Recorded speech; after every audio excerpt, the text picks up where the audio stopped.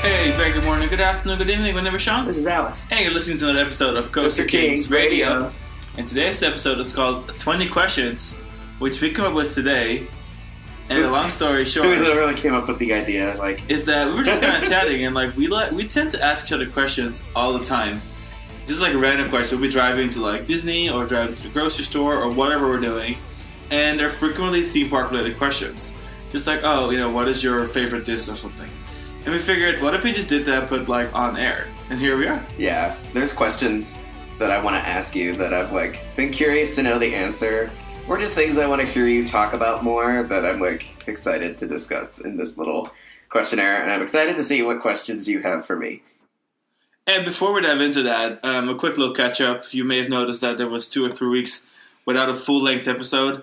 Long story short, life was just busy. Sven was in Tenerife, I believe, on vacation. I have been working a lot, mostly just flying between Europe and New York. And yeah, so we actually didn't really have a lot of a chance to do that.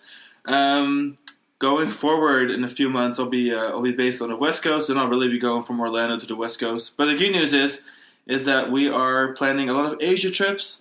And we are going to have lots of content coming up about all of our adventures throughout, hopefully China and whatever else we're going to do in Asia, like Japan. And so, Europe park season is starting again. We want to hit DLP or Disneyland Paris before the Olympics, and then we'll go again after the Olympics because, no need to be there during that crazy. Our passes expire in the spring, and that's actually the perfect time to let them expire because for the summer months, we will absolutely have no business being in Paris. It's going to be especially going from the West Coast at that point, it's going to be hard. So, but yeah, I look forward to more California time. I think we're doing Disneyland. We'll have more things to talk about and write about. I think we're going to have more substance coming up with things related to trips and stuff as far as podcasts and totally articles, hopefully. Yeah, lots coming up. And we did just start our new Minnesota season. And we have Andre, our Spanish theme park guru / reporter / podcaster, who is doing a Minnesota series about the history of theme parks in Spain. So our first episode of that is live, and potentially the second episode by the time you're listening to this. So definitely make sure to check that out. And of course, we have a backlog of at least 100 episodes. So definitely check out all the other stuff we ever talked about. Yeah, make sure you're caught up on the 2-part Vekoma episode. Definitely make sure you're caught up on that. Large episode. That was one of my favorite episodes. That was super fun. But yeah, let's dive into our 20 questions. So what we did is I got 10, Alex got 10, and we'll go back and forth. And who would start, Alexander? And the way we're going to do this is I'll start. And I want to...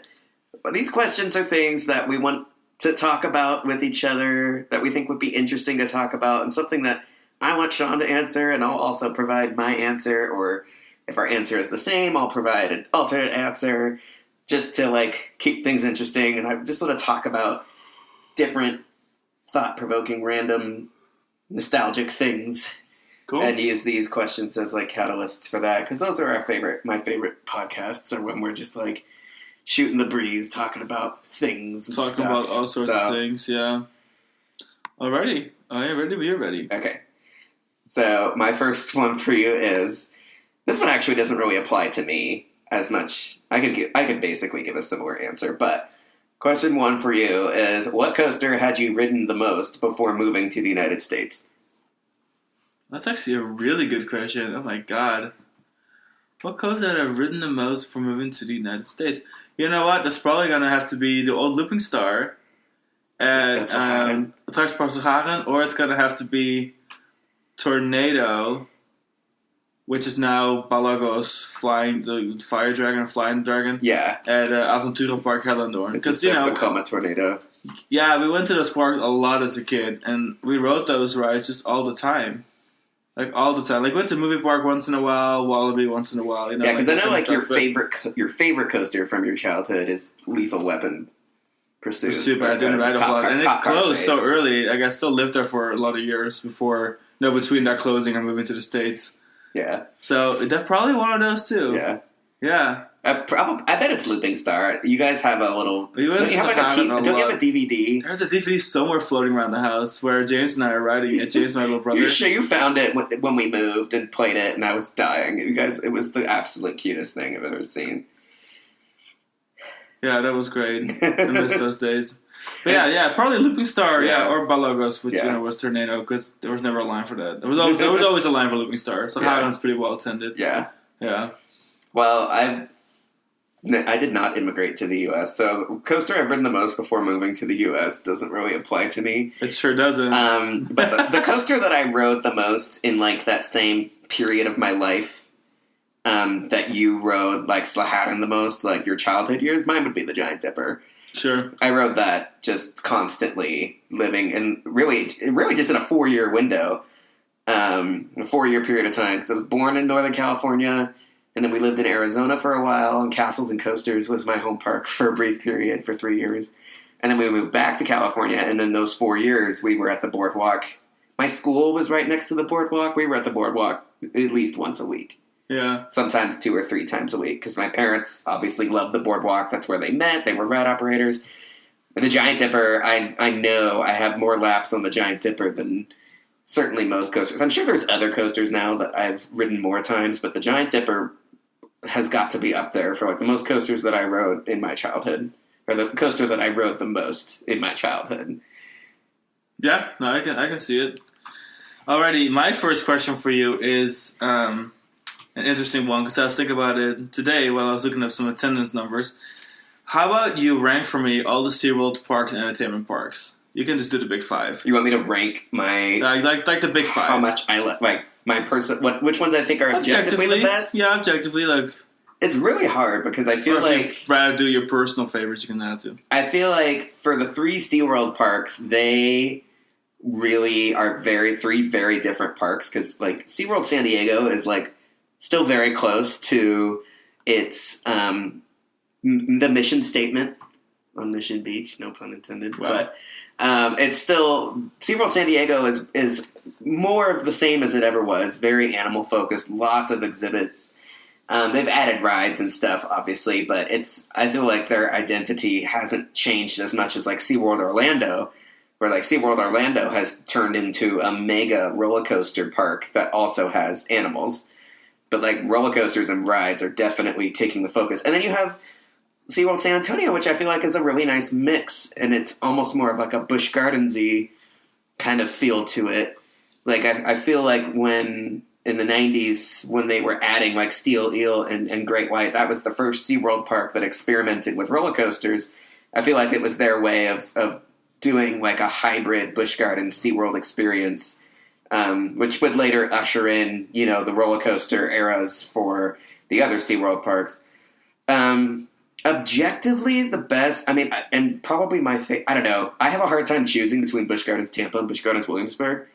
Interesting. So those are on the top for you? Those are God, it's really hard, because then like SeaWorld San Diego, of course, is so marvelous as an animal park. I guess you do say that like, well, SeaWorld San Diego is so focused on animals, which is true, but of course SeaWorld San Diego has, 5 major roller coasters. But now they have really, I think they've just done a better job of like integrating rides without losing the focus, losing the modus operandi of the park, whereas SeaWorld Orlando has like completely shifted gears. They went from being an animal park with rides to being a ride park with animals. It's almost, it's practically like Busch Gardens Williamsburg level. Maybe not as bad. No. Williamsburg has the fewest animals. I really have a soft spot for Busch Gardens Tampa. If I have to pick between those 5 and go with my gut, like which one really delights me the most, I would have to go with Busch Gardens Tampa, and then SeaWorld San Diego, and then Busch Gardens Williamsburg. It's really tough. And we love Busch Gardens Williamsburg. Like, oh, sure. Don't get me wrong. I'm making it sound like Busch Gardens Williamsburg is middle of the pack, but it's really not. It's just that like Busch Gardens Tampa and SeaWorld San Diego really have my heart, like on a personal level. And I feel like objectively they just have so much to offer. Williamsburg is a little less dimensional. The themed areas are great. It does a really good job with themed areas. The Tampa doesn't have areas that are as fleshed out. as Williamsburg's themed areas, but I miss the animals when I'm there. It's the one Busch SeaWorld park major park, where animals have an extremely limited focus. They were definitely not even part of the focus when they built the park. Whereas in Busch Gardens Tampa, I just love all the safari animals and the exhibits and stuff, and the way that that's interwoven. And then I really, between SeaWorld Orlando and SeaWorld Texas, that's really hard for me too, because SeaWorld San Antonio, I feel like, is really developing nicely and has a more diverse collection of rides, of things that I enjoy. They've got a great wooden coaster. I love Steel Eel. I prefer Steel Eel over Mako. I would agree with you. Yeah, I'm sure you. Yeah, I mean, Great White is awesome. They've got a really nice collection of rides. I think it still needs. They're still on the upswing. They still need a little more time in the oven. I think there's just areas of the park that, I think in 10 years from now, SeaWorld San Antonio could easily be the best one of the three. But that's a big statement.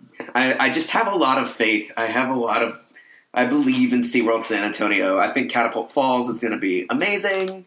Really, I mean, it's been SeaWorld San Antonio is the park that we have been to of the 5 the least recently. We've been to the other 4 more recently. We've been to the other 4 at least in the last 2 years minimum, maybe a year and a half. So I feel bad putting San Antonio in 5th, but then I also feel like SeaWorld Orlando has such a killer collection of rides that I just want to I feel like I want to put that in 4th place. And I can see why Busch Gardens Tampa must be your absolute favorite. I mean, I think for a little while, when we first went to all these parks, maybe for the first time, I think I could agree with you. I was a really big fan of Busch Gardens Tampa. I think what I prefer now is just a good balance, though. I think SeaWorld San Diego having, first of all, its location, I think is super spectacular, because it's on Mission Bay, all the water's around you, and then having the animal exhibits and the shows, and honestly a pretty good coaster collection. And a good Rapids ride. I don't know, I think it's just I think it's my favorite park, but that's no surprise to you. Yeah. And then after that, I would put Busch Gardens Tampa. And then it gets really murky for me, because then I feel like all 3 are kind of equal. Maybe SeaWorld Orlando a little bit over it, because it does have so much to do. Yeah. And then I love SeaWorld San Diego is perfect for what it needs to be, but the roller coasters there, not everything coaster-wise there necessarily excites me. I don't care about Electric Eel. Manta's great. They've got the what's the new coaster? Wave Rescue? Or is it Arctic Rescue? Arctic Rescue. That looks awesome. If it's anything like Dark Coaster at Busch Gardens Williamsburg, it's probably really great. It's a long ride. And it's actually well-themed, which is nice. But I do just I will always tend to err on the side of ride parks and the substance that a ride park has. And that's why Busch Gardens Tampa is the winner for me, because it has so many rides and it has so much animal activity together that it doesn't make me feel like you're choosing one or the other. It's kind of like SeaWorld or whatever SeaWorld Orlando wants to be, where if it really was blowing up the animal components of everything as dramatically as the ride components have blown up. But even then, they don't have a huge variety of different kinds of rides the way that Busch Gardens Tampa does. I mean, we were just there, and 2 of the highlights for me were the Sky Ride and Falcon's Fury, which those aren't attractions that SeaWorld Orlando doesn't have that degree of variety. It's either animals or coasters, basically.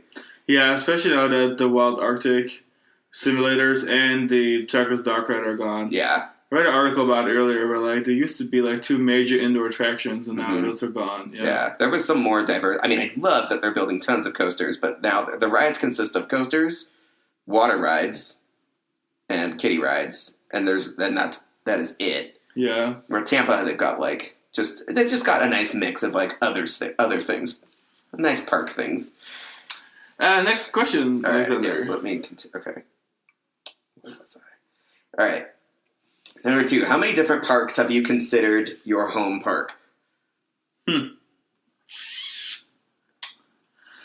many parks do I consider my home park? Well, in Orlando is difficult because everything is kind of There's kind of park. You can default and say both of us can say that the Disney World parks and the Universal parks and SeaWorld and even Busch Gardens Tampa are home parks. Are home parks here. Then in California, it was definitely home parks were Six Flags, Magic Mountain, It was Universal Studios Hollywood. Universal Hollywood and Disneyland, California Adventure. Yeah. Those 4 resorts / parks. Mm-hmm.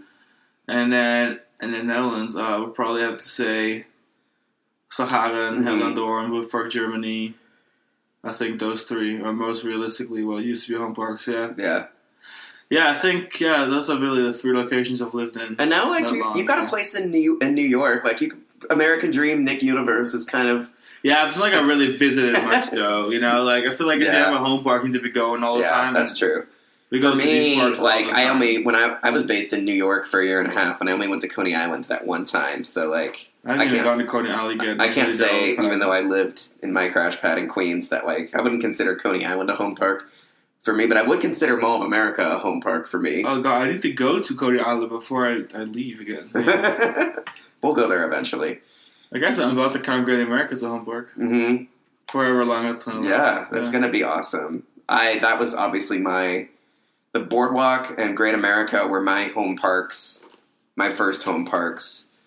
And then Castles and Coasters in Phoenix was my home park for 3 years, and we went there a lot. I mean, we even had passes. These are all places we had passes to because my family was always so big into theme parks. But and then we went to Marine World a couple times. I wouldn't consider, even though I lived in the Bay Area, we only went to Marine World like once a year. That's funny because I had a window where I went to Marine World a lot, but I definitely can't call it home park. Yeah. It was like a 6-hour drive from it. Yeah. Yeah. And I guess home park is relative. It's like it's a mix of like ease with which you can access, frequency with which you access. Like we wouldn't consider the Fun Spot parks home parks because we haven't been to either of the Fun Spots and like ridden anything literally in years. Yeah. It's literally been almost 4 years. So like they're here, but we don't go to them really, and not that there's anything wrong with them. They're just not like the kind of like we just have so much other stuff going on. We've got our passes for the big 8 Central Florida parks, and we're really just focused on those and traveling. But yeah, so then I would say the Mall of America, because I was based at the Minneapolis airport for 3.5 years, I spent a lot of time at Mall of America while I was waiting on call.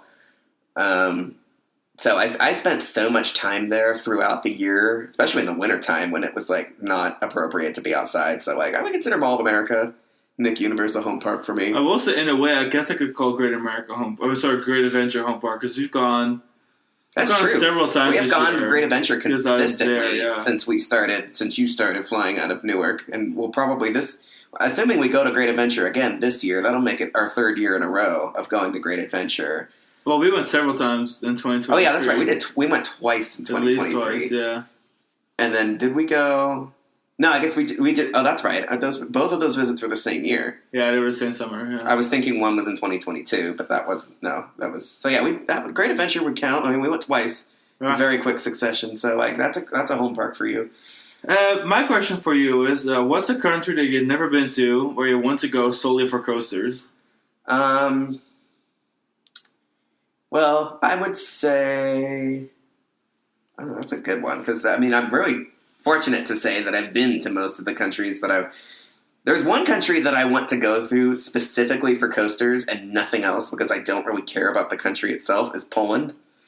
But that's not really somewhere that's like realistic or appropriate for us as like a gay couple, a very like open gay couple, a gay couple that like would not be able to keep a low profile easily. Or like, I don't know. I probably wouldn't be able to relax there. Would we probably be fine? Sure. Do I want to, do I care? Do I care enough? Would I rather I mean, politically there's a lot money? Changing, really recently in Poland, which is nice. But at the same time, it's like, if it's a country that's kind of conservative on that aspect. And it's not a country where I'm I want to do other things there at all. Yeah. I couldn't care less about the rest of Poland. I just want to go to the parks. What about you? For me, South Korea. That was going to be my other answer. But you've technically been, yeah. Just not for coasters. South Korea. Yeah, that's a plenty great of parks, answer. plenty of rides I want to do there. Yeah. They're building new parks. There's a park in Busan that's new. Of course, you got Lottie World. You have Everland. You have Gyeonggi World, whatever it's called. So there's actually quite a few parks with really impressive rides each that I am definitely hyped to ride. Yeah. French Revolution being one of them. Of course, the Aquatrax, Atlantis. Yes. There's that dive coaster, and Yeah, then the two B&M B&Ms. inverts. Yeah. There's good stuff there. T-Express, can't forget, it's getting a retract. Getting retract right now. With RMC. What's that? Yeah, the RMC 208 retract. So, yeah, I think South Korea is going to be mine for that Perfect answer. Yeah, I was thinking Asia too. Singapore, South Singapore Korea. has so little coaster-wise, so Universal. But Battlestar Galactica is a big one. It is a big one. Big one. Okay, switching gears now. What is your favorite Aero Flume? My favorite Aero Flume. I mean, I feel like it's between. I know it's going to be Timbermountain Log Ride. Timbermountain Log Ride. Aero Flume, yeah. I was going to say it's going to be you're either going to say Timbermountain Log Ride or the one at Magic Mountain, the Log Jammer. Oh, Log Jammer's long gone. No, Timbermountain Log Ride. I mean, it's like Disney level good. It is so very good. Yeah. And that would probably have to be my favorite too. It's actually really good. We just watched a video again yesterday. It's a sole reason for me to go back to Nazi. Yeah. Oh yeah. I'm sad when Jackie and I are going to go next week, and I don't think it's going to be open because it's like always closed in February. Right now, the website says it's closed. Oh well. That's sad. I don't think Jackie likes water rides, so it's fine. But yeah, I would have to agree with you with like honorable mentions being the Log Jammer at Magic Mountain, and for operating flumes, the Log Flume at Leesburg, which is really similar to Magic Mountain's Log Flume. 2 lift hills up, 2 drops down. Climbing on the side of the mountain, surrounded by coasters. But yeah, Timber Mountain, I feel like is every answer is the right answer, but Timber Mountain Log Ride is the most right. That's right. Alrighty, my next question for you is: what is the best wooden coaster manufacturer and why? The best wooden coaster manufacturer and why? Could be your favorite if that's how you feel like answering it. I feel like there's not a huge... Well, I don't know. I guess I kind of... My instinct would be to say GCI, because GCI has been really consistent. They've been around for almost 30 years, and they put out a consistent product, and they pioneered the whole, like, developing a coaster concept and, like, launching their own rolling stock for the coaster that they were building. Like they carved out a niche of roller coaster design and then built the train for it, and I think have left a really wonderful impression on the industry. There's been great roller coaster designers all throughout history, everything from Philadelphia Toboggan Company up to RMC and everything in between. Gravity Group is wonderful. Obviously, but Gravity Group hasn't actually, because they were redeveloped out of CCI, they haven't been around as long, technically. Like, Gravity Group, GCI has, technically has, 10 years on Gravity Group. And, I don't know, I feel like my gut says GCI. I guess, for me, they're, a nostalgic. I rode Roar the year it opened, so, I rode the first Millennium Flyers on their first coaster the first year that it was open. And I remember being a kid and riding with my parents, and my parents love wood coasters. We're obviously, Giant Dipper purists, and, riding the Millennium Flyers and being wow, these are super cool. They look old school, but they also look modern. I just remember being, totally blown away by Roar. And, to this day, every time we ride a new GCI coaster, whether it's new or new to us, whether it's, Joris and the Drac at Efteling, or Wood Coaster in Shenzhen, or Texas Stingray, I'm always just so surprised and impressed, pleasantly surprised. No matter how lofty my expectations are for their rides, I feel like I'm always really impressed with whatever they're doing. Yeah, for me it's a quick answer. I mean, GCI obviously is my favorite. Never really was the biggest Woody fan, but if it's a Woody I like it, generally speaking, GCI. Like you said, Joris and the Draak, Wood Coaster, so many excellent ones. Wodan, Gold Striker. Yeah, you like Wodan a lot. Gold Striker I love. Texas Stingray I absolutely adore.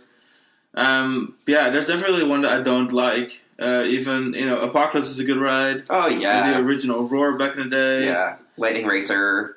Yeah, they're all good. They're all very good. So that's definitely a lot of substance, a lot of consistency, and a lot of variety. Yeah, I feel GCI has a signature kind of a feeling to it, But no two rides are really the same. It's just really kind of nice about it. I really think like GCI is like the B&M of wooden coasters. Like, actually, I would disagree with you. You don't think so? And I say that because I think B&M, at the end of the day, it's the same elements over and over. The wing coasters, they got a little more variety going. But generally speaking, especially historically, it's like the same thing. I mean, same formula. Like the Kumba formula was applied to almost every floorless coaster. And then, but with GCI, I mean, they do everything so differently. Like, they can build a beautiful terrain coaster. I feel like no two GCIs are the same, as where there's clearly clones in the B&M. Well, I would say that the Wildcat formula was applied to a majority of GCI coasters for the first, 10 years. And then they're more like clones. Developed. But, Roar was really similar. Ozark, Wildcat, there was definitely... What I mean is that there was definitely an established style.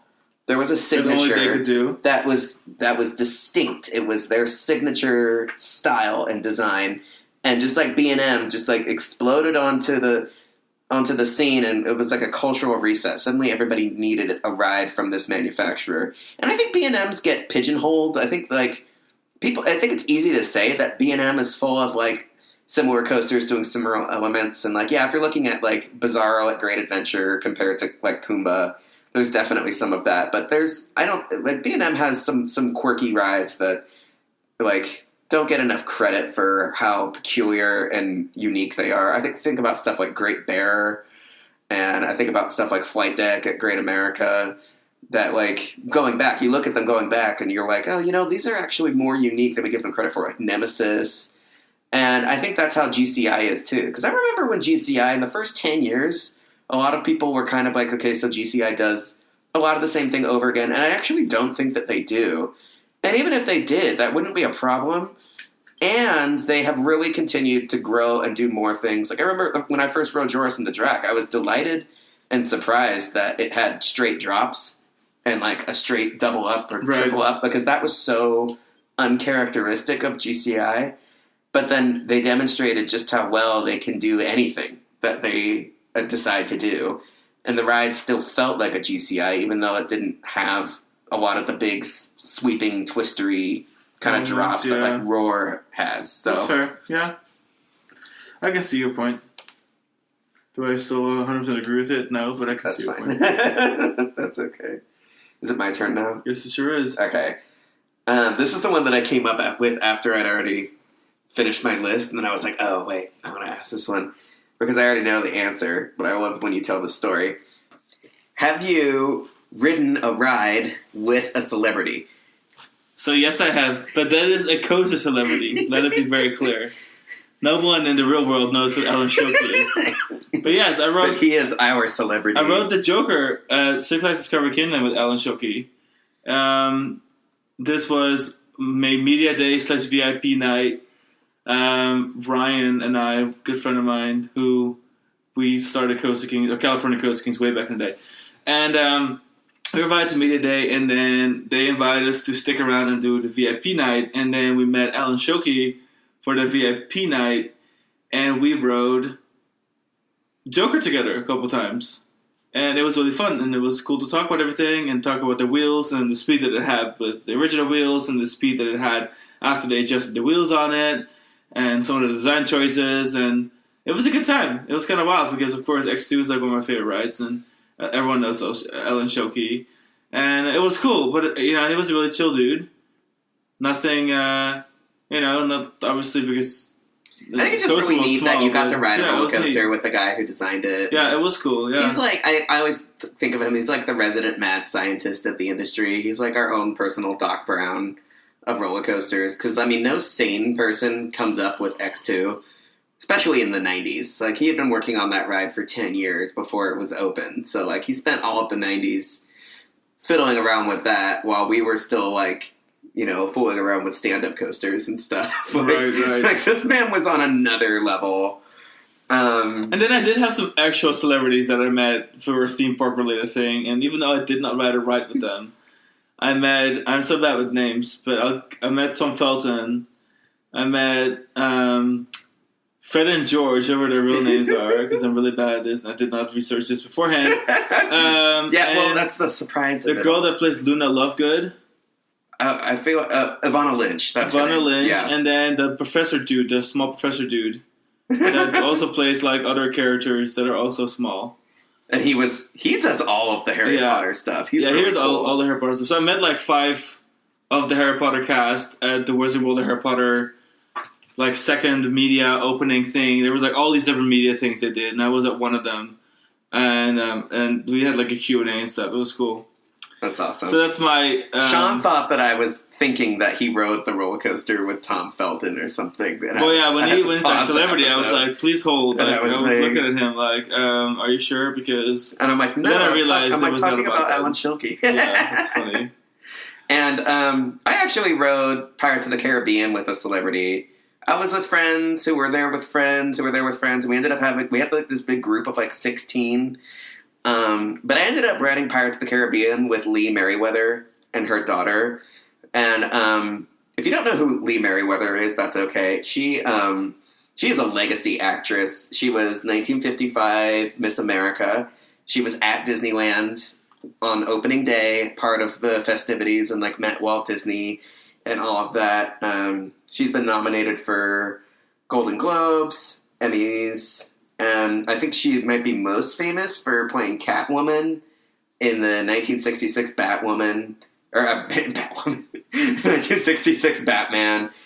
She was also in All My Children for quite a few years.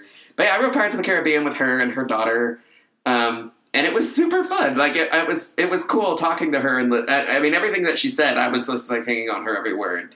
Because she loves Disneyland. She goes to Disneyland constantly. She's always loved it. She's like, I was here opening day. Cool. I'm like, this is amazing. So yeah, that was my celebrity proximity moment where I was like, oh, I love this. And for our next question is, what coaster product line that is no longer getting manufactured should be revived? Well, my instinct, I guess I would say with an asterisk, the Aero suspended coaster. And I say asterisk because Vekoma technically still offers the swinging turns. And the swinging turns are great. And I'm sure Vekoma would build a custom suspended coaster if you asked, and they would build it to the Aero specifications. But nobody's asking. We've only ever had custom Aero suspended coasters. Per the agreement, because Vekoma was always designated to handle the production models of that ride system, where Aero would handle the custom models, and that was why we only ever saw production models from Vekoma and vice versa for Aero. So I would say the Aero suspended coaster specifically, but I do know that like because Vekoma is able and capable, that like theoretically it's possible. It's not as out of the realm of possibility as like some rides. Like I can't like ask for a Togo stand-up coaster anymore. Like that's not happening. Not possible. Yeah. Well, what about you? See, I think they're technically still possibly being manufactured, but it's been a minute, and I don't want actively really building them. There's two. The 4D coaster. We know one can be built if someone wants one, but nobody's won one. Yeah. And that is the SNS/Aero 4D coasters, like Ishinaika, Anaconda, X2, like the OG. Yeah. And then my other aunt is the Vekoma Giant of a Boomerang. Oh yeah. This Giant of a Boomerang is like one of my. Actually, I will go and say it right now on air. That is my favorite model. Your favorite like a production model ever of any ride. I have to agree with you. A banger attraction. It makes me cry, but like good tears and like slightly terrified tears every time I ride it.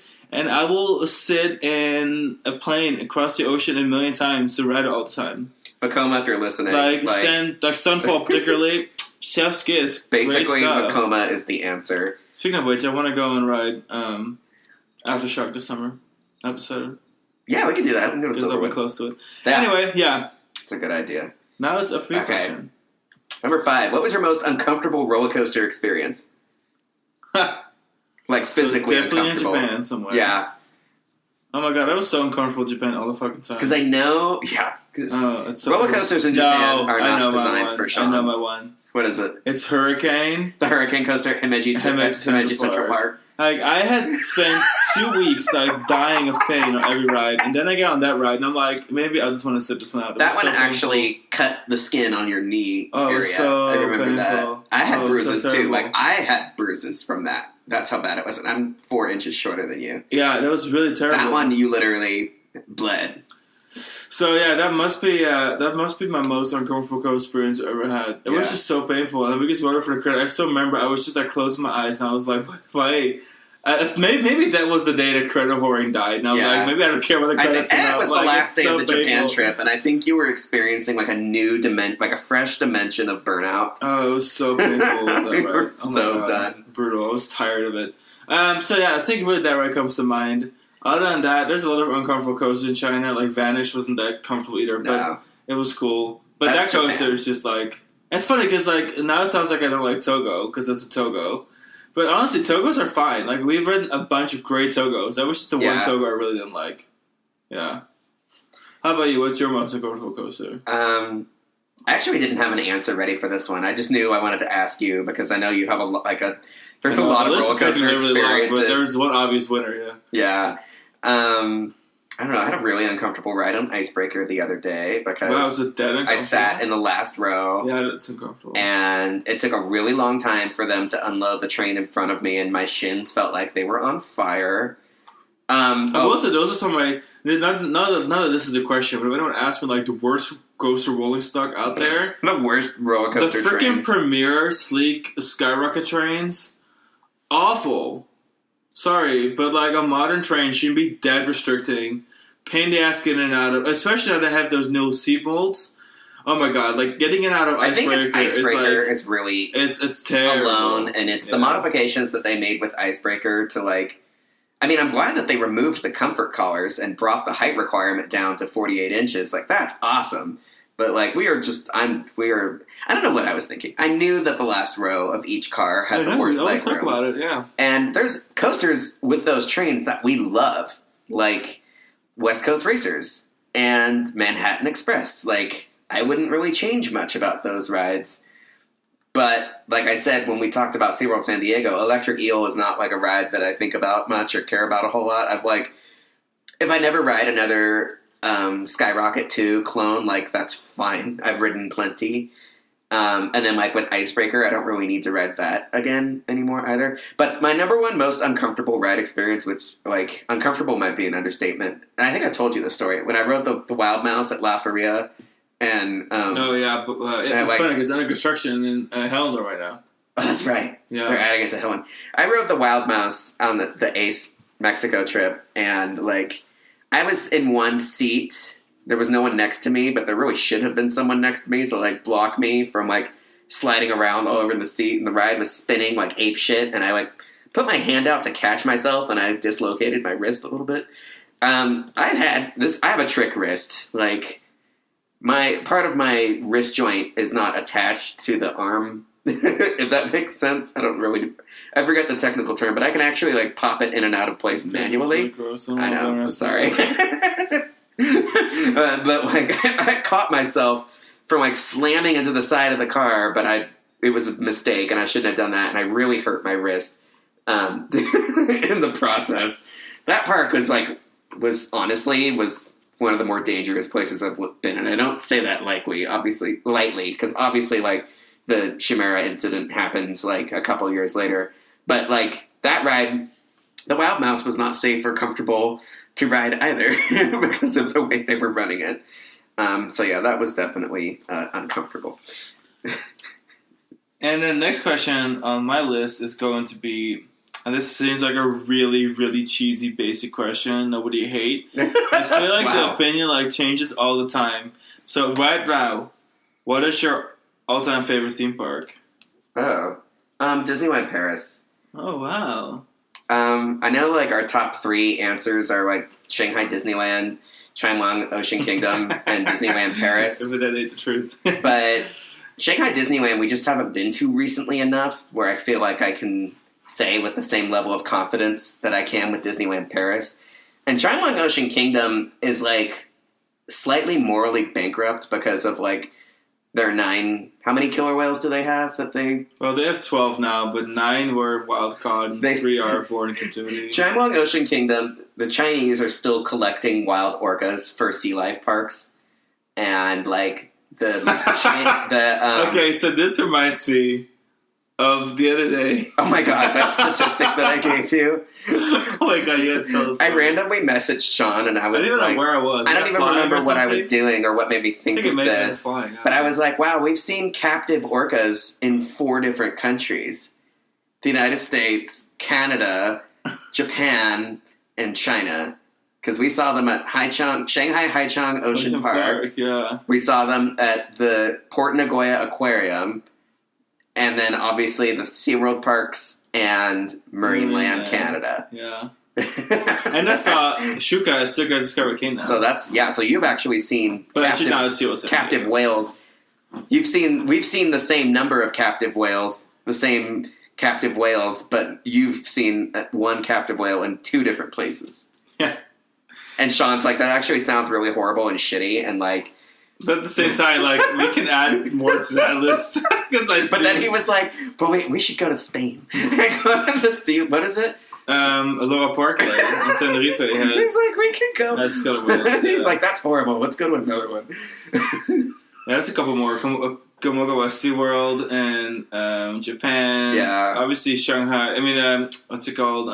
Chimelong Spaceship. Yeah. Which is the second park next to Chimelong Ocean Kingdom. Anyway. Basically, to answer your question, I feel like Disneyland Paris is my favorite because of the 3 parks that I like to say are my favorite. It's the one that's the least morally bankrupt and the one that we've been going to the most frequently. And, like, most people wouldn't necessarily mix, like, the whole moral component of, like, captive animals, especially, like, wild-caught orcas, when, like, reviewing a park like Chimelong Ocean Kingdom. And, like... I just feel like it's part of, like, the Chinese experience. You don't go to Asia and think, oh, animal welfare. I hate to say it. You step 1 foot off an aircraft in Asia and you're like, okay, it's different. You don't... Obviously, when you go to a place like China for just like parks. Japan. I mean, I've seen some horrible stuff in Japan. I've seen some horrible stuff in China. Oh, yeah. Like, animal welfare. I've seen some terrible stuff in China. Terrible stuff. Actually, the worst animal captivity that we've ever seen was actually in Japan. Oh. I think OCTEs was OCTEs was probably worse. Those are really bad. But, like, Tobu Zoo was horrible. The Tobu Zoo was really terrible. Tobu Zoo was extremely bad. And we did some other zoo that was really not great either. I mean, to be fair, most of the animals in OCTEs were already dead. The Tobu Zoo animals were alive and miserable. The toucans in a freaking dishwasher-sized... No. Oh my god, no. This is taking a really sad turn. No. I just asked what your favorite park is, and I was thinking about it, and we were talking, and like, we love to say Chimelong Ocean Kingdom is our favorite. I love Chimelong Ocean Kingdom, though. But at least we can agree that the facilities in Chimelong Ocean Kingdom are, like, world-class. Yeah. Like, even though the new orca exhibit and stuff, is kind of corrupt. Everything... And the orca exhibit is like the world's largest orca situation ever. Has giant wave pool. It's like by far the largest orca tanks ever built. Yeah. They're cool. It's actually a record-breaking aquarium, but it's the world's largest. But they don't get to go outside anymore.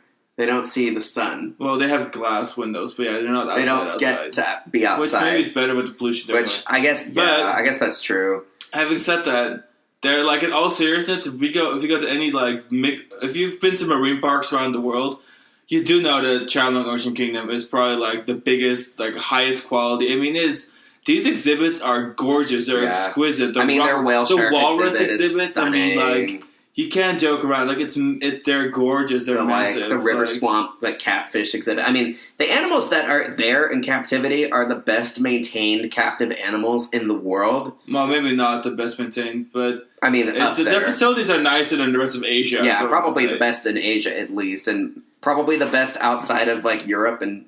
Probably SeaWorld. North America, maybe, yeah. I mean, it's not the best in Asia, but yeah. But I would, I still draw the line at saying, like, maybe I don't want my favorite park in the world to be the park that, like, hosts captive wild-caught orcas that, in this decade, in this era. That's fair enough. So, Disneyland Paris for me is just the easy answer that I'm the proudest of. I feel like it's the easiest one for me to defend because I feel like there is so much to say about Disneyland Paris. I think I agree with you. I mean, we have gone to Disneyland Paris. I mean, we've got lost count. We've gone so much in the last couple of years. Disneyland Paris qualifies as a home park for us. Honestly, it does. We're annual pass holders, for 3 years. Many years we go there more than Magic Kingdom. If it wasn't for Tron existing right now, we would still be at Disneyland Paris way more than be at Magic Kingdom. Last time we were at Disneyland Paris, on average, 1 day a month. Yeah. Oh my god, we went so much last year. Or the year before last year. Yeah. We did do 2 big trips last year. Yeah. But, Disneyland Paris, I think. Like, the amount of time that we have clocked at Disneyland Paris is comparable to Busch Gardens, Tampa, SeaWorld, Animal Kingdom. Like, really comparable. Yeah. Universal Studios Florida. Like, probably more than any of those. That's true. So. Alrighty. And then... Is it my turn? I think it is your turn, okay. This one should be an easy one for you. What is your favorite non-Disney and non-Universal dark ride? But that's easy because Efteling is Efteling. I knew the answer would be Efteling, and you were going to pick... Whatever ride you picked, I was going to pick a different one. I probably have to give it to Droomvlucht in Yes. Efteling. I mean, Droomvlucht is just iconic. It's technically sort of a roller coaster, first of all. And the floating planet scenes, the finale in the rainforest. But you know what? It could also go to Symbolica for me. And even though I wasn't as big of a Symbolica fan beforehand, oh god, this is hard because then there's not a dark ride that comes to mind. And no dark ride. Fata is my favorite.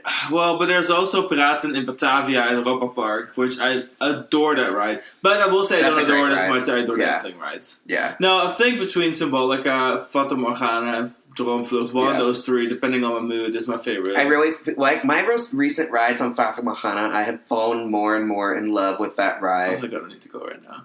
Yeah, so Fata Layover 2 days has actually become my favorite non-Disney dark ride because the more I ride modern dark rides, the more I crave the like Pirates of the Caribbean style dark ride. And the only reason why Fata Morgana wins over something like Phantom Manor or Pirates of the Caribbean in Shanghai, or not Shanghai. Well, Shanghai's is great too. But like Pirates of the Caribbean in Paris, for example, which is like neck and neck with Fata Morgana. I give it to Fata Morgana because it is totally, completely one of a kind. It is, and I will say the towboat system for a dark ride is genius. I do love always the only intimate boat in the scene. Yeah. And they use a lot of moving doors on that ride. Yeah. And you feel incredibly alone the entire ride. Yeah. Which in some scenes is kind of sketchy, like scary. No bumping into boats. But you're always alone. Oh, it's great. Vehicles. And then honorable mention to Final Sea Battle. That's like the best modern... Yeah, I was thinking of Final Sea Battle. Like the best like next generation non-Disney Universal dark ride goes to Final Sea Battle, obviously. So I did hear that in Ningbo at the Oriental Heritage Park... The park that has the Top Gun Tacoma. Yeah, that their Spider-Man type dark ride is even more spectacular than that. So we'll have to go ride it this summer, or Very hopefully. Curious, But yeah. Anyway, so I guess I need to give one final answer. What is the one? Yours would be Dream Flight. Probably Dream Flight. And mine would be Fata Morgana. But with honorable mentions to like every other ride. Comparable rides at Disneyland Paris and Final Sea Battle. You mean Europa Park and Europa Park. And Final Sea Battle at Wuji Sunak. And then my next question is, what is the best nighttime coaster in Europe? The best nighttime coaster in Europe. I know that going to Europe in the summer means that there isn't a lot of nighttime rides. Yeah, but I'm trying to think of... We have ridden some rides in the dark. I'm trying to think of what coasters have we ridden at night in Europe. Gosh, I mean, I guess I really would have to just give it to... yeah, same. Yeah, you know who. Yeah, exactly. Gotham City Escape. That's my favorite nighttime ride. It's funny because I think beforehand... My favorite daytime ride. My favorite rain ride. Beforehand, I really thought... I mean, first of all, that's a great park for night rides because it's in the freaking desert. So Superman's a great dark ride, and night ride there. I mean, Stuntfall is spectacular at night. Coaster Express is so good at night. Oh my god. Which is funny because I was going to be like, that's okay, so we're like, tuning out. Express. First of all, we made a lot of noise just now. I can see on the noise graph thingy. Blew up your eardrums. So sorry for your ears. Sorry. But yeah, Ghost Express was so good all at that night. Excitement for Coaster Express. Oh my god. But yeah, I think at the end of the day, of all the coasters in Europe, ridden in the dark, but you've ridden the stuff at Wallaby in the dark. See, yeah, I don't have a lot of European dark rides dark. clocked, like nighttime rides on coasters clocked, just because it's so hard. But man, Park Warner makes it easy with their Halloween event that goes until 5 in the morning. They made it easy breezy, beautiful to get all 5 major coaster credits in total darkness. Yeah, I got to the escape. Pitch blackness. Though. Yeah, that was one of my favorite experiences at any theme park ever. Was that event? Halloween event. That was so cool. Yeah. So yeah, even if I could think of other times that we've ridden coasters in the dark, we've ridden some great rides in the dark. We rode Ride to Happiness in the dark. We rode, God, what are some other ones? I mean, the further north you get in Europe, the harder it is. I mean, we've ridden Big Thunder Mountain in Paris in the dark. Like we've gotten some great night rides. Yeah, we did Hyperspace in the dark. Yeah, I actually love riding Hyperspace. No, listen, I mean, that was actually my first thought. I was going to be cheeky and be like, well, my favorite nighttime ride on a European coaster is also my favorite daytime ride at Hyperspace Mountain. But yeah, Gotham City Escape is I really could give no other answer than that. Even if I sat and thought about it, I think I would still have to go with that. My next question, we're at number 7 now. What is the most scared you've ever been of a ride? The most scared I've ever been of a ride. 'Cause I know, like, giant inverted boomerangs are still kind of scary. No, but they're scary in, like, a fun way. Yeah. I think rides that really give me anxiety, there's one that really gives me anxiety. It's Arashi at Nagashima Spa Land. Because Arashi, like, I don't even know how to put this to words. Anyone that's seen, like, the TPR videos or any videos of Arashi can understand. The amount of flipping that happens on this free spin or free flip coaster is so absurd that you will easily get between 8 to 10 inversions on just the 4 top hills. Part, yeah. Like, you flip so insanely much, you get on top of that lift hill, and you know that the next, like, 20 seconds of your life are going to be so chaotic that, like, it's scary, because you don't know. I mean, at one point, I was convinced we had already left the bunny hills, and we're already, like, on the track underneath ourselves, and then we made the drop, and it was like, oh my god, I do not know where I am. In the simplest layout ever. I'm so grateful for Arashi. That ride is crazy. You can tell that ride was developed with, like, Ijanika in mind. They were like, we need a free spin with. It's funny because, like, the Arashi's way scared. Seriously, with the degree of disorientation, they're like, we need to take a 40 free spin and make it more aggressive than a 250 foot X2 clone.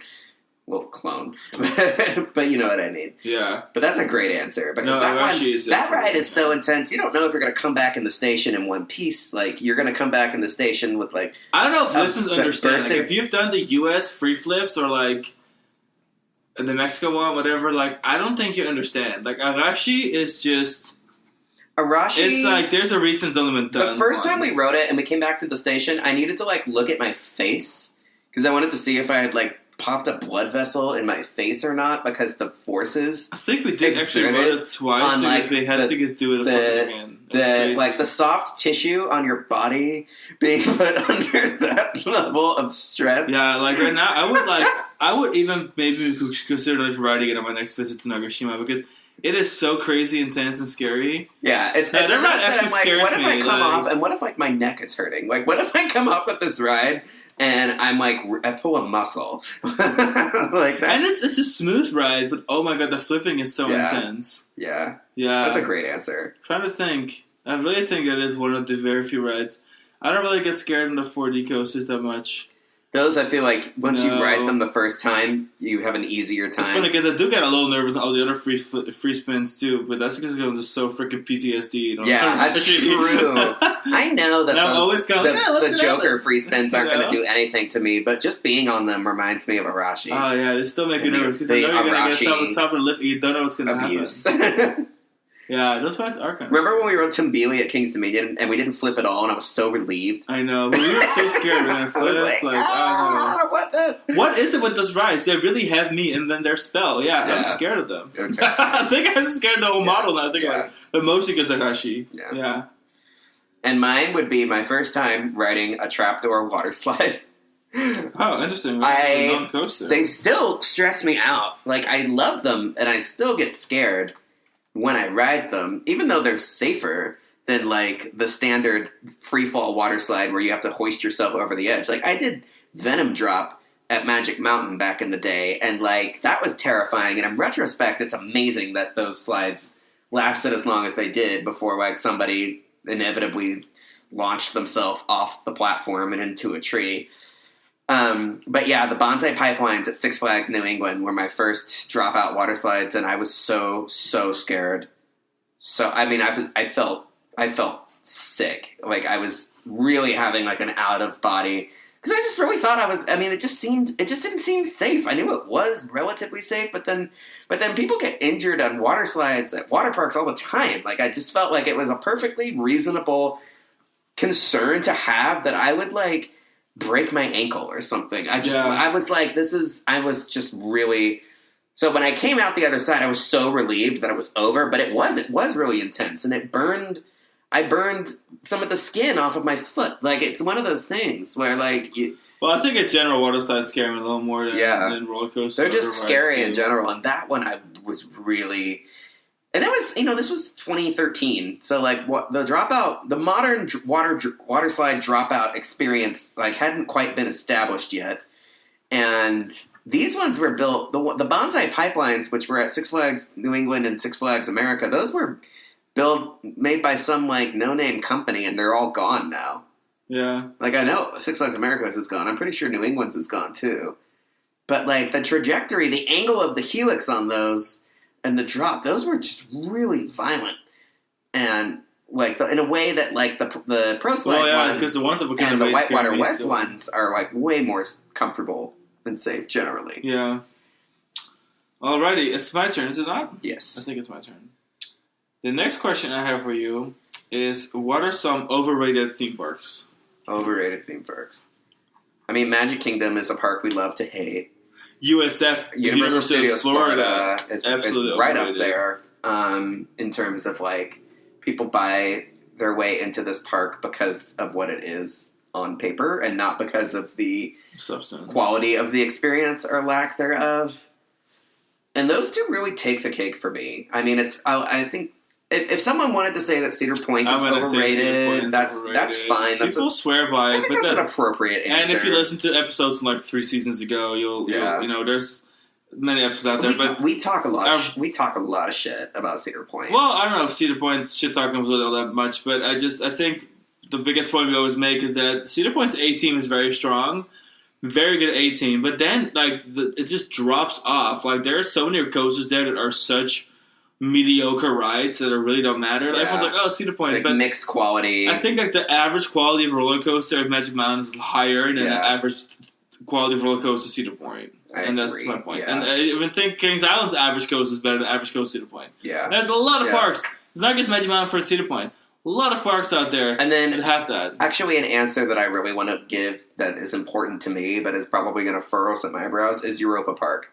I find Europa Park overrated too. And the first time I went to Europa Park, I really loved it. Yeah, you were so hyped. I was crazy about it. And then our visit together, I mean, we had a great time. There's a lot of important, substantial things that Europa Park gets right.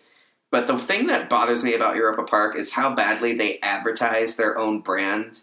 They've got movies and books and TV and streaming services and a radio station, and they're just everything. YouTube, credit cards, everything. They have gone so over the top with selling their own brand to people who are already in the park. Like, and it's not like it's everywhere. Like the park is just a Europa Park. It's just a resort, like Rolantica, like Rush, Germany. But they're over here acting like it's Disney. Like, they have giant media scopes and they have parks all over the world. They don't, though. And they've gotten, like, they took their, like, Jungle Cruise style boat ride, the African boat ride, and, like, hastily rethemed it to some IP and, like, retconned it into the Austria area of the park. That's no way. Yeah, that's and we didn't even ride it, but I remember seeing it from the monorail and being like, what did they do to this ride? Like, and then, like, the Carousel of Progress style show that they turned into... a giant show off. Advertisement for Rolantica. And like over-the-top advertising. Like this crazy, so tedious. Production. Like this kid that like... self-obsessed and super self-congratulatory. And plus, I don't know. Their coaster collection is all right. It's a lot. It's kind of a lot like Cedar Point, where like once you ride the 3 or 4 like major great coasters... How I'm going to put it is this way. Like everything Alex says is correct. And I completely agree with it. I think the best way to compass this is saying that like Europa Park is a good park, but people, and especially in the U.S., treat it like it is the world's best theme park. Yeah. Year after year, we have to give it the Golden Ticket Award. Blah blah blah blah. I mean, it does help that like the Mac family personally invites the owners of the freaking Golden Ticket Awards to do everything. Like they have a good relationship. The Mac family knows exactly who they're coddling. But, they know exactly how to tip the scales in their favor. And it's their prerogative. There's nothing wrong with that, really. It's a very good park, but it's not.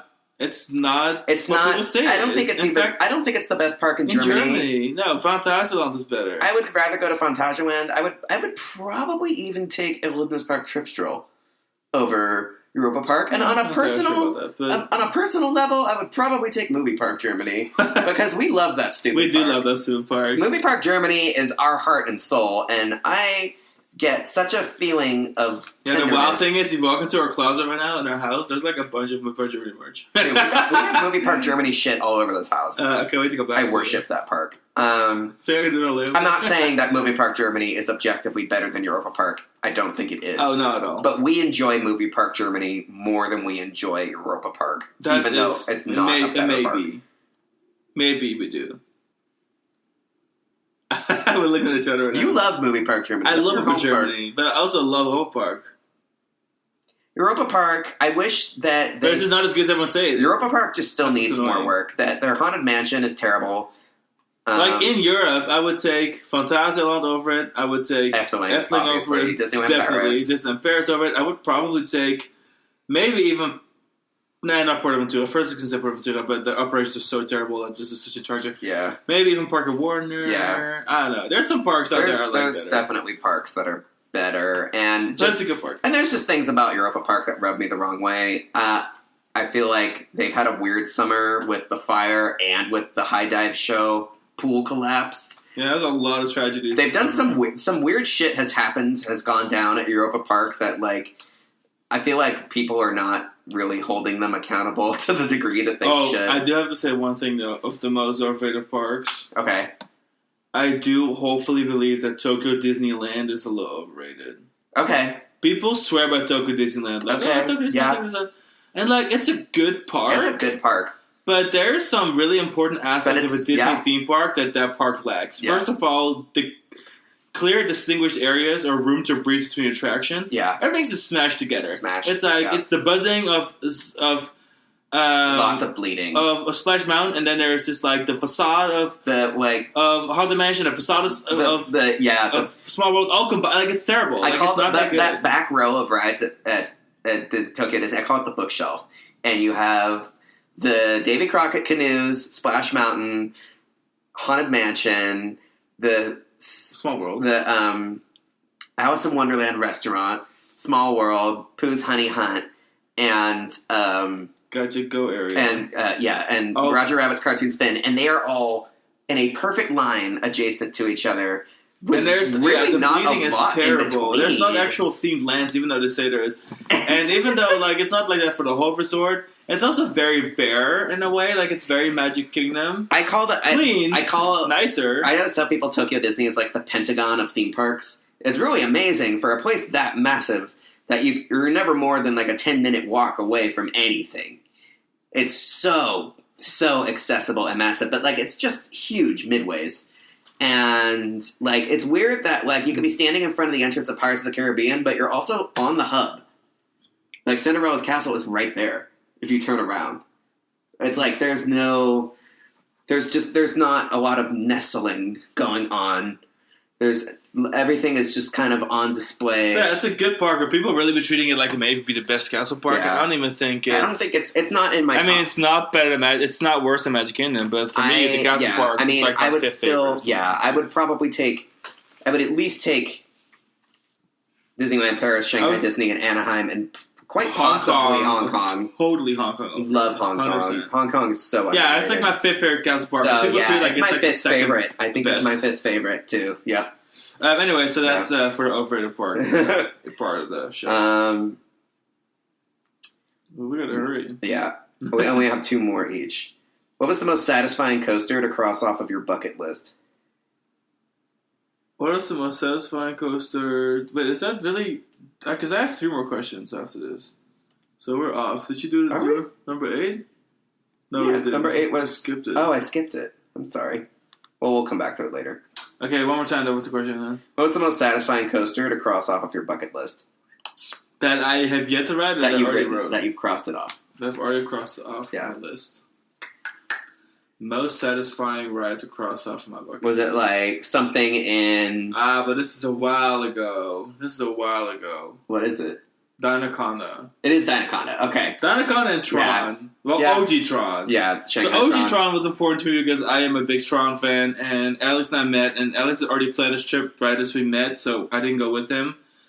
And he went to ride Tron, and he really didn't... For him, it was not a priority. For me, it was like the dream ride that I wanted to ride anyway. So it was kind of one of those things where, like, when I didn't know. When, I like, didn't know a year anything. later, or less than a year later, I came with him, we went again.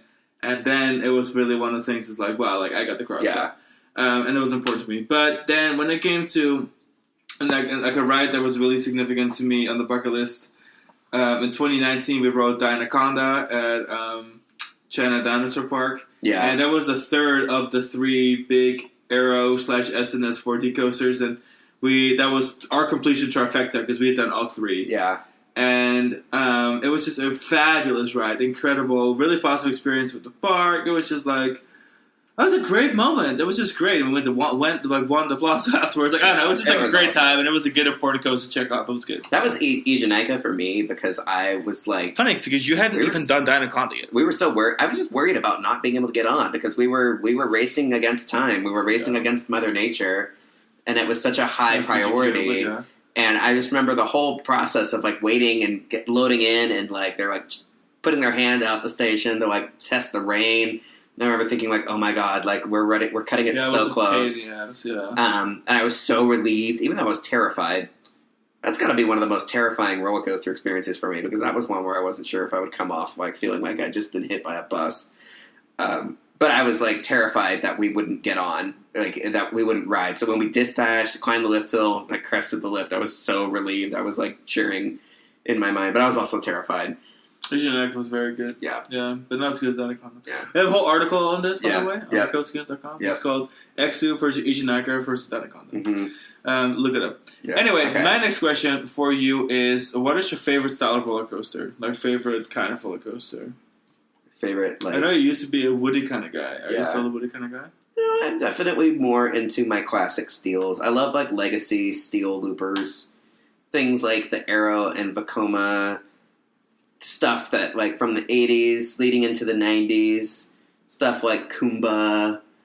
Like, everything spanning from, like, the mid-80s, maybe early 80s. I would say everything from, let's say, Viper at Darien Lake up to, like, the mid-90s. Like things like Hyperspace Mountain and probably... And you know, into infinity. I mean, they've never... Great roller coasters like that have never stopped being built. They've just kind of come in different... shapes and ways, and like Vekoma is ushering in their own like looping coaster renaissance with things like the Super Boomerang and all their great like standard looper production models and launch coasters and stuff. There's great traditional looping coasters to be had, but I just love like the stuff that's 80s and 90s and companies like Vekoma and B&M like really discovering their craft and like swinging their hips, and coasters like Goodricks, like people will laugh, but like that was, I feel like, the first time that Vekoma really got to like. Yeah, there was some episode where we mentioned canvas. This, but it was like the fact that Goodricks is a year older than Viper at Secret's Magic Mountain. I mean, put them side by side. Viper seems like an analog, old, outdated thing. Yeah. And then Goodricks for a time was a revolutionary multi-looper, the biggest thing Europe had ever seen. It was so cool. Just stunning. I mean, that coaster alone put... The fact that that's from the 80s is so wild. Goodricks alone put whole amusement parks out of business. Literally. Literally put... That was a Mirapolis going out? They literally put them out of business. That ride was absolutely something else. So, I love riding roller coasters right at the beginning of the legacy period, like Kumba with the way that Kumba was sort of spelling the end of companies like Aerodynamics and... But then also riding roller coasters, like, I mean, Vortex was exciting for me at Kings Island because I loved the way it represented this leap from, like, kind of straightforward looping coasters. You know, you do the double loop, double cork, and then you add like the boomerang, like Viper at Darien Lake.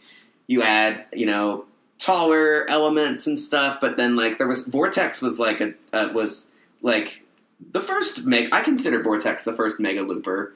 It's not a mega looper the way that like the Aerodynamics 3 mega loopers for Six Flags were, but this was. I consider like Vortex to have been in that class, that weight. It was like that was the first time that they had pushed that hard. They pushed so big when Vortex opened. The size, the scope of it was so peculiarly vast compared to these other, you know, the other aero loopers that were relatively close to the ground and straightforward. And even if they did more, they weren't so vast in their scope that Vortex was. So I would say that's my favorite kind of coaster. Is like roller coasters where you see risks being taken and paying off, and seeing when you ride a coaster and you're like, this was a cultural reset for this ride. For this ride was like for what it did for the industry. This is the one that changed everything. Hyperspace Mountain again.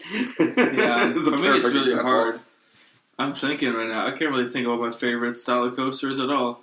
I think at the end of the day, the classic looper comes to mind. Yeah. I mean, even before Alex and I met, I mean, I was always just riding Viper day after day, back to back to back. I mean, at Magic Bound. My favorite ride in the world currently probably is Hyperspace Mountain in Paris. I think there's a trend there. I think the trend is that I just like my classic loopers. You loopers. love your legacy loopers. I like when they got really, really creative. Now I feel like some stuff feels very engineered. I always complain about stuff like, especially when it just opened, Banshee, where I feel like a computer program designed the thing. Like, every inch of force is designed out of it digitally, because a computer can tell exactly what the force is in every element. So then when you write stuff like in a Banshee, it just feels like every element is the exact height it needed to be, the exact speed. It just feels almost too calculated. And then there's stuff like Hyperspace Mountain in Paris, where they got super creative with like fitting it all into a show building. They don't make indoor coasters like that ever since. And so I think that's what I appreciate about the era. There's a lot of character in those rides, especially now that they're aging a little bit. Yeah. Agreed. Alrighty, your next question. Okay, this was actually number 8, but I skipped it. What was the first major theme park trip that you went on? Like, dedicated theme park trip. It was really not spectacular at all. Was it your Texas trip with Ryan, or was there something earlier? I think it was my Texas. Well, trip was kind of, and I did a trip before where I did Great America and like Discovery Kingdom, but that was, you know, not really like crazy. We lived in California. No, my first trip really where I went just for coaster was probably my solo Texas trip. Yeah. Where Ryan, Byron, and I went and we did all the Texas parks. Yeah. And you guys like took buses and stuff, like. Well, yeah, we took a plane to Dallas, and then we did the Dallas park for 2 days, and then we took a bus to San Antonio, and then we did San Antonio parks. And then we flew back. Yeah, it wasn't like we did a whole lot, but it was the first dedicated coaster trip. That's really cool. That's special. That's something, you know? Yeah, hotels, everything. Yeah, that was cool. Mine was really that 1999 trip to Orlando with my folks. That was... I'm lucky to say that, like, my parents took me on a dedicated theme park excursion in the 90s. I guess that's more common now. I mean, people go to Orlando... Even if they're not really theme park people, you go to Orlando for Disney World, for theme parks. Yeah. But for my family, it was different because we are a roller coaster theme park family, and so we weren't just going to Disney World to go to Disney World.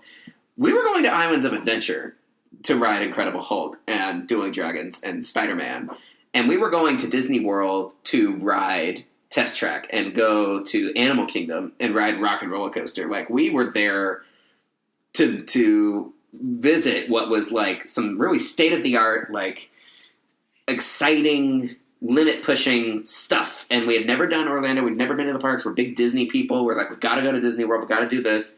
And so that was our big trip. It was we were in Orlando for like a week and a half. We had done other trips, you know, visiting family. We went to Minnesota to visit family, and we went to theme parks while we were there. We went up to Oregon to visit family and went to the parks there. All of our Southern California trips always involved family and friends and stuff. But that Orlando was the first time that we went anywhere to go to theme parks. We didn't have anyone in Florida. We were there to ride roller coasters. And I still think about that trip all the time and how, like, that was 25 years ago. And that was that trip like shaped me as an enthusiast. It was my awakening, my spiritual awakening. Wow, that's. And I was like, I'm gonna live in Orlando someday, and here we are. Wow. Okay. Dreams come true. Well, that's not. Yeah, mine was not quite as spectacular, but I love hearing about your Texas trip. What ride would you work on if you could work on any ride? Oh, that's a great one. I think about this sometimes because I want to work a ride where I'm like, I get some daylight, but I don't want something that involves a lot of like upper body work. I could never work Space Mountain in Paris because I don't want to have to lift those hydraulic restraints. You don't listen though. You tell people to push up. But like when they're testing and the train's coming empty and there's empty seats and like that whole thing. It's a party day and you're a part of a large crew. Yeah, no. I don't do manual labor. I wouldn't mind working like a ride that has like a moving, like a conveyor belt, something like Hagrid. Like I want to get my steps in when I run a ride. Right. I'm not trying to get a full upper body workout when I run a ride. So like one that comes to mind, I don't know, Kali River Rapids. It's really scenic. You've got your turntable. You're walking around. You're outside a lot. Like. It's not, and I don't want to work one of those rides where, like, it's really stressful. Like, I could never work Hulk because, like, I see people, like, the groupers at Hulk always seem like they have too much going on, and I really feel for them. Like, I don't want to have to jump around between the standby queue, single rider, DAS, and quick queue at the same time, you know? Yeah. So that's, for me, I would say, like, a Rapids ride. I want a Rapids ride. Somewhere with good weather. I would want to work Grizzly River Run. Interesting. No, I could definitely relate. No, for me, it would have to probably be like... I think Free Forbidden Journey would be it. In the castle, it's a vibe. You're mostly inside. See, I don't want to spend too much time inside. You are walking on a moving walk thingy. So that's you true. Get your steps in. I mean, you do rotate, right? So there's times where you're in front. And it's like high. It's a really efficient ride, but it's a lot of splitting of groups of four because of the way the ride works. True. So I feel like it's, like you get to be efficient and like do your thing and be busy and work, and I don't really like just standing around kind of thing anyway. I kind of like staying busy.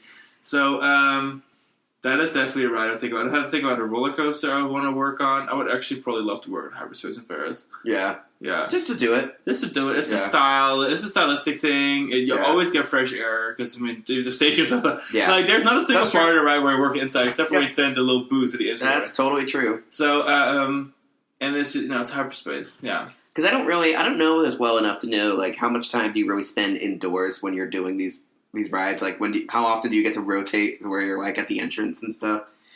I would just hate to work a ride where I'm indoors all day. I would want my ride, but then I don't want to be like... It depends on where you live. I don't want to be covered in the rain either. Like, I could say Kali River Rapids all I want, and some person who runs Kali River Rapids could hear this and be like, you idiot. Like, this is a terrible ride to work. You don't know. You don't know the struggle. So, like, I don't know. But I'm just going off of what I think I would like based on the information I have at hand. And then, okay, so my last question for you is, what is your favorite hypercoaster from each manufacturer? God, not the hypercoaster, you said manufacturer. I know. I didn't think the episode would go on this long. Is it hypercoaster? Hypercoaster for each manufacturer. So start with... No gigas. Just run through the manufacturers for me. Bolger and Magyar. So B&M, my favorite hypercoaster... probably, well, it's going to be Fury. It's going to count? Or no. Is it, no. Okay. No gigas. Hypercoaster is the state of mind. That's true. It can be less than 200 feet. We'll go with the European hypercoaster rule, but no gigas, I've decided. The B&M Hyper favorite? Mine's Apollo's Chariot. You can steal my answer if you want. Yeah, it's probably Apollo's Chariot, if not Candemonium. Next. Really? I love Candemonium. Poor Raging Bull. Raging Bull is, of course, the answer. How could I forget about her? Wow. Raging Bull. I'm so glad I asked this question just to get that response. Okay. Intamin. Hypercoaster. Skyrush. Skyrush. Yeah, easily. Not a competition. Easy for you. Yeah, Skyrush is but I talk about rides that actually scared me still. Skyrush. Yeah. Skyrush is up there. Yeah, because Gigas makes it too easy. It's like Fury, I-305, Steel Dragon 2000. Like, no. I wanted it to be, like, a little bit more eclectic. Okay. And for me, like, my favorite Intamin Hyper, I'm just gonna say an answer that I like to say because I think it's interesting. Conda. I haven't written Conda. Yeah, that's right. Oh my god, you suck. Why would you bring that up? Good. I would, Holland. no, that's a great one, but I would say Thunder Dolphin. Oh, yeah. It's just different. It's cool. Yeah, and cute. it's tall as shit. It's like cute. almost a gig. It's 260 feet tall. Yeah, that's because of hovering so much. It's tall as shit. I love that. Okay. Aerodynamics Hyper. This one we talk about all the time. Desperado. No doubt. That's my answer, obviously, too. But of course, like Pepsi Max, big one, and Magnum, honorable mentions, great rides. Favorite Morgan Hyper. Steel Eel. I was gonna say you're allowed to pick Steel Eel. If I was gonna pick one, I would pick Phantom's Revenge personally, if that counts. That's more like a. Yeah, well, I guess. Is it an Aero? It's a hybrid, so we can just say, like, we can put that in the hybrid category. That one's in the hybrid category, yeah. So, like, the Desperado and Phantom's Revenge and Steel Eel win. RMC. We have ridden technically 2 RMCs over 200 feet tall. Steel Vengeance and Iron Gwazi. Well, then Iron Gwazi. Iron Gwazi wins, obviously. Sorry. Togo. We sort of have ridden 2 hypercoasters from Togo. Maybe even 3, depending on how you... Bandit is like the de facto hyper. It's not officially 200 feet tall, but if we're going on like the European definition of a Wallaby Holland Goliath style hyper, where like 150, Steel Eel. If we're talking junior hypers too, that would... Junior hypers are hypers, so yeah. So Togo, we've really actually been on 3 coasters that qualify, but only one is the obvious first winner. one might though. New York, Manhattan Express. Yeah. Fujiyama, the winner. Oh, Fujiyama. And Bandit. Yeah, easily Fujiyama. Fujiyama is my favorite hypercoaster in the world, period. And like, my favorite Morgan is... Okay, are we going to ask our favorite Giovanola? Yes. I didn't put it on here, but like, obviously we have Titan and Goliath. So here's actually a story. So, Goliath is the better overall experience, significantly. Yeah. Way better queue, the giant, like... I mean, Titan is like... Funny enough, Titan's a bigger coaster, but nobody thinks about Titan. Yeah. As where Goliath, people think about it because of its presence. You know. That upward Helix is great. Titan gets the nomination and wins. Titan wins. Because that giant perfect Helix that goes up is so good. It's beautiful. Yeah, it's good. It's awesome. The views on Goliath are better. Yeah. Because Goliath is but like good, Titan is an improvement the Titan. For sure. SNS, we've been on, I mean, gosh, we've been on at least 2 coasters. At least 2. At least 2 SNS coasters that well exceed 200 feet. I think he's a refresher by then. Ejanica and Anaconda. See, I was thinking hyper style. I know. They're not really hyper style. Let's just stick to hyper style. That's fine. I mean, Ejanica... Otherwise, I could count freaking Falcon and Wuchi Sunek, too. Like, no, we need to stick to hyper style. Yeah, that's true. I thought about talking about that because Alpengeist is up there, but Yeah, hyper style. We're gonna and then we have to talk. And then I put Gerschlauer kind of just as a joke because like Schwarzkörner is their only hypercoaster by even a remote measure, but it's a true hypercoaster. I'm a little surprised even though more sense, but yeah, Schwarzkörner is good. Yeah. All right, that concludes my questions. And then for the last question, it is going to be: what's a ride or a park that is on no one's radar and should be? Wow. Okay, so we're talking like underrated. Super underrated. Super underrated. Like nobody really talks about this, but really they should be talking about this. Jeez. Could be a ride, could be a park, could be anything. You saved the hardest one for last. I'm happy my questions weren't completely boring. No, they were great. What did you have in mind as an answer for this? I didn't have an answer. You didn't have an answer in mind? I was thinking about it. I was theorizing about it myself. I'm like, what exactly... When I think about like what is the most underrated park in the country, I actually think that Silver Dollar City is in its own league. I like it better than Dollywood, no offense to Dolly, but I feel like Silver Dollar City is so exquisite, and I really. But you don't think it's people's radar, or not as much as it's not as it should, not as enough as it should be. Okay, we're talking about a park. I mean, I feel like Silver Dollar City is so far up there. If you take away the big conglomerate parks, I guess it's sort of a conglomerate now, but if you take away SeaWorld Parks Entertainment, Universal, and Disney, Silver Dollar City is I really feel like it's in a league of its own. So mine is probably going to be a surprising answer. But I think there's a couple parks that come to my mind. But one park I think is California's Great America. Because California's Great America, I barely hear people talk about it except it's closing. And not a lot of enthusiasts are making a trek out there for it. It just seems kind of like, it's kind of fallen under the radar at this point. Yeah. And I come from an era of talk about it. And still, nobody really talks about it anymore. Right. But they have a really solid coaster collection. Mm-hmm. Gorgeously landscaped park. Beautifully manicured. So well maintained. Yep. I mean, they went through a rough patch and they came out of it so strong. Yep. It is just a clean, delicate, beautiful park. And then my other park that I would have on this list, and I don't want to put Asian parks on there because we're just privileged to be traveling to China and doing the thing in the mainland. Yeah. Of course, there's going to be parks out in the boonies in China that's not going to be on the radar of our listeners. And that's fair, because I don't expect people to know the ins and outs of regional parks. Yeah. A 2-hour flight from Shanghai. For Europe, I would say Olympus Park Tripsdrill. But in Europe... I know I brought that up earlier. That's a good one, but for me, I'm actually going to say, and maybe not as much anymore because Gotham City Escape exists, but prior to Gotham City Escape, Parker Warner is so underrated. Because I love that park. I love her. And I like the staff is so nice there. She is I just everything. love that place. But now with Gotham City Escape, everyone's talking about it, so I guess fine. On the radar. So that's why she doesn't get this nomination. Yeah. But I think Great America is a great answer. Yeah, I think that really is kind of it. And with that, we are ending yet another episode. Thank you so much for listening to this episode of Coaster Kings Radio. Make sure to follow us online on Instagram, Facebook, X, now Twitter, which we don't really post on a whole lot to me now. And leave us a review wherever you're listening. We'll see you next week. Check out our long catalog of all the other episodes we published over the last couple of years. Mm-hmm. And stay tuned for lots of adventures through China, Japan, Europe, and everything else is coming to Coaster Kings Radio this spring. And if there was an answer that you gave, for all of you playing at home, if you had a fun answer to any of these questions, please reach out to us and send us your answer, because we would love to know. We love hearing people talk about their favorite roller coaster experiences, and we hope that one of these 20 questions made you think of a coaster experience that you like to think about. That concludes our broadcast for the evening. Not the broadcast. And we'll catch you guys. We'll see you on the next one. Bye. Bye.